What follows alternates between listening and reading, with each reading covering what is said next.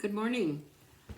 First of all, I would like to thank everyone who watched my video that I posted yesterday. I'm sort of amazed at how many people actually watched it. And I'm thrilled to see that my North Dakota family is watching, and I have nephews and nieces and great nephews and nieces watching, and I love all the comments. I will tell you that I'm not very good at certain things, like I'm not exactly sure how to respond to everything. I'm lucky I know how to post a video. How's that? So that's what you're getting. It's already gone beyond my expectations, to say the least, and I'm thrilled just to be doing this because I think it does a lot for me as a person to just talk about this. So my goal today is to bring you up to date on what has been happening in the last month of my life. When I stopped the first day, I was really stopped at March 30th, not May 30th, which I said in the video. It was March 30th that I was in the ER. And when I left there, they had told me that I had cancer in the lung. It was definitely cancer. They didn't know if it was from previous cancers or what, but the biopsy would determine that. So on April 11th, I went back and I had a biopsy done.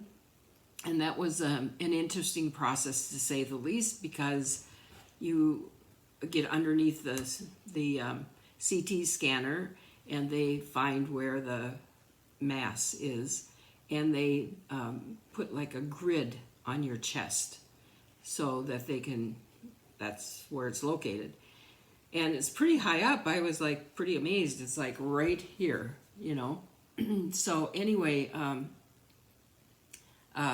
so the doctor comes in and he tells you that he's going to anesthetize the area. Now, I've already had a shot that makes me relaxed. Okay, so I'm pretty good. Anyway, so he says this just might hurt a little bit, the first one that I put in. So when he put the first needle in, it didn't hurt really, but I could feel it. It felt like it slid all the way to the middle of my body. It was kind of an interesting feeling. And then he went around the mass to deaden the area. And then he said, well, I will be taking the biopsy now. So he took the biopsy, the material that he needed, and he was done and he left. And so my sorry to be stuttering here, but the people that were the technicians, they were helping, and I was getting off the table and they were like excuse me, they were like laughing because I watched him so closely. It was sort of like I was watching him to make sure he did it right. That's what they were laughing about, but I really wasn't. It was just one of those things. What do you do? That's your focus is on that. So anyway, that was that. I got a call within a few days that said that it was definitely lung cancer. It was not from the other cancers. It wasn't from my breast cancer or my thyroid cancer or any of those cancers. So then a week after that, I met with my oncologist. Now, you have to understand that there's 2 hospitals in the area that I live in, and so my PCP is with one hospital. So when I went to the emergency room about blood pressure, I went to the hospital that she would normally be with. So, which is a different hospital than where my oncologist and every other surgery I've ever had has taken place. So anyway, so what ends up happening oftentimes, and maybe it doesn't happen oftentimes, but whatever, it happened to me. Anyway, they didn't send all the information that my oncologist needed to make a decision. But he got the opportunity to really get to know me. I've had an oncologist for 16 years, but he just retired, so in December.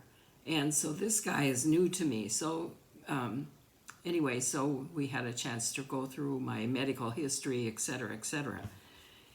And then he was going to request, which he did, the biopsy material, and he was going to do more slides, and he was going to do a PET scan for me where they use radioactive dyes, whatever, injections that point out the cancers. They kind of light up.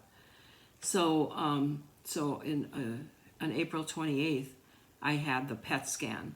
And so that was kind of interesting. My oldest son went with me, and I thought this is really great because we'll have the opportunity to really visit while this takes place, because it takes like an hour for it to get it. You know, they wanted to go through your body before they take the images.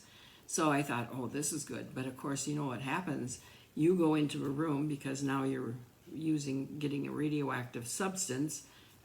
You stay in that room and for that hour with a magazine or with your phone, whatever. I chose magazines, but anyway, so there we have it. So I'm in the room, Brian's outside.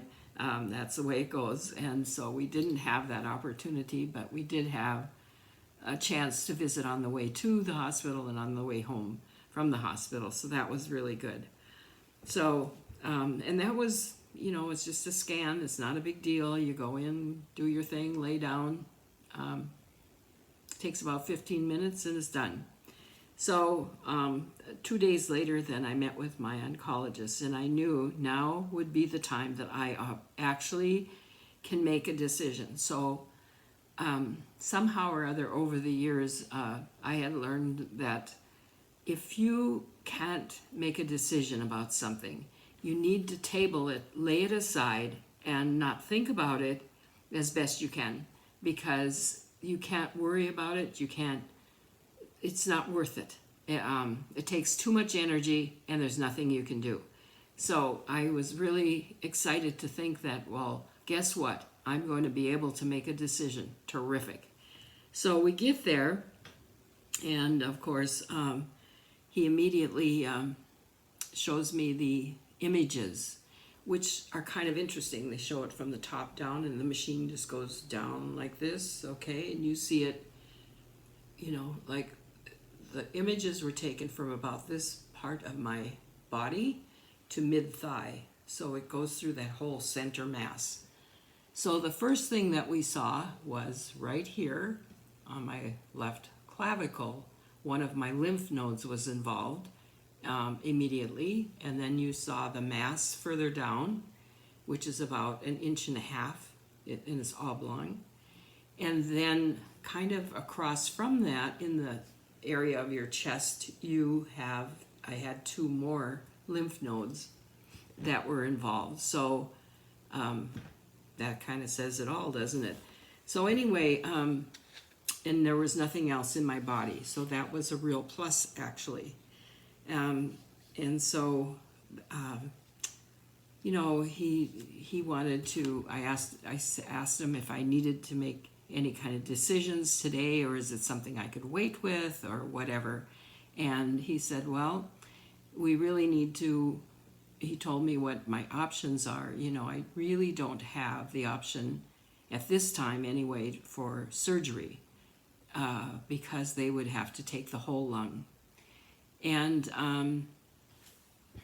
so the going thing would be to have radiation and immunotherapy that goes on at the same time in the, not radiation, chemotherapy, immunotherapy goes together. And they do small doses, and supposedly you're not as sick or whatever. And then possibly radiation. That was always, everything is dependent, right? So he needed to know whether or not I wanted to meet with the chemo doctor, which I said yes, I would do that. And the other thing was that he needed to have an MRI done of my brain, because they wanted to check and make sure there's none in my brain. No, I didn't ask. It was so stunning. that I didn't even think to ask any questions about that, but whatever. So I guess I'll be having that done. I just got the call, and so that's in a week or so. And so that will be taken care of. And then, so he had told me that my stage was stage 3B lung cancer, definitely. So that kind of shocked me, to say the least, because, I'm just absolutely positive it was caught so early. How could it possibly be 3B? But there it was. So that's where I am now at this point in time. A couple other days have gone past, but I'm noticing that I'm already up to 10 minutes of talking. So I think that's long enough. And I will continue on tomorrow. And I look forward to having you being a part of my journey. And thank you very much for being there for me in so many ways. Bye.